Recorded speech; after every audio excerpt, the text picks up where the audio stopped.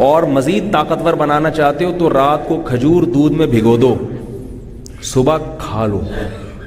پھر بھی اگر طاقت نہ آئے نا تو پھر آپ کے اندر پولیس بھی طاقت نہیں لا سکتی ہے, بتا دوں آپ. کھجور کو گرم دودھ میں رات کو بھگو کے صبح ناشتے میں بچوں کو کھلا دیا کرو. خدا کی قسم اگر پھر بھی طاقت نہیں آ رہی تو یہ یا تو پلاسٹک کا کھجور ہے یا یہ دودھ نہیں ہے, نہیں آ رہی. کھجور ایسی پاورفل چیز ہے, آئرن بھی, دنیا کا کوئی وائٹامن ایسا نہیں ہے جو کھجور میں نہ ہو. اور دودھ بھی مل گیا اس کے ساتھ. دودھ کا خرچہ اگر نہیں ہے آپ کے پاس, غریب ہو, تو کھجور کو پانی میں بھگو دو, وہ شربت پلا دو صبح بچوں کو.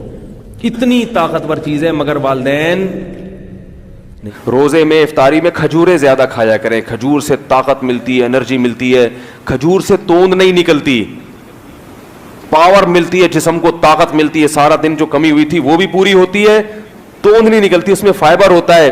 اور نبی نے اس کو پاکیزہ رزق کہا ہے. کھجور میں جتنے منرلز ہیں, کہا جاتا ہے کہ کسی اور پھل میں اتنے نہیں ہیں. تو ہمارے نبی نے کھایا, آپ ساری زندگی کھجور کھائی ہے ہمارے نبی نے. جب کچھ بھی نہیں ہوتا تھا تو کھجور ہوتا تھا.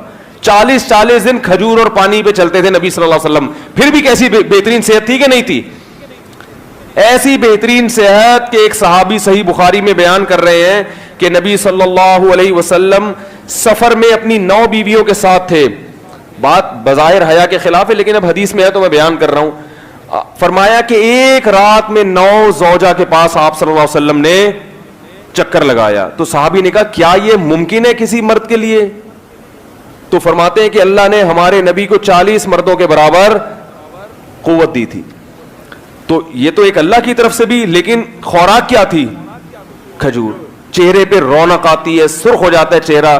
بچوں کو کھجور نہیں کھلا رہے, اور کھجور ایسے کھاتے ہیں کہ میرا دل چاہتا ہے یار یہ بھی چھوڑ دو, نہیں کھاؤ, یہ ناشکری ہے.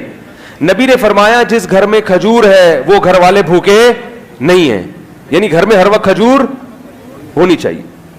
تو افطاری میں تو تمیز سے پیٹ بھر کے کھا لو, وہ بھی بس ایک یوں کر کے سنت پوری کرنے کے لیے اتنی سی, وہ بھی 10 دفعہ دیکھیں گے اس کا یہاں سے چھلکا اتارا, یوں اٹھا رہا, یوں دیکھا, یہ چکھا, ہو گئے بے سنت. پھر آ گئے پکوڑے پہ ڈائریکٹ. اور یہ جو آلو کے سموسے ہو رہے ہیں, ان میں سموسوں کے پتہ نہیں یہ لوگ چھلکے دھوتے بھی ہیں وہ آلو کے, وہی مٹی والے. آلو کے چھلکے میں اتنی مٹی ہوتی ہے, وہ دھلتی کہاں ہے اتنے آرام سے. وہ تو گھر کی خواتین بیچاری چھلکے اتار کے, وہ تو ایسے ہی چل رہا ہے ایسا, گٹر کا وہ ٹھوس رہے ہیں. کھائیں سموسے, میں منع نہیں کر رہا, ہم بھی کھاتے ہیں.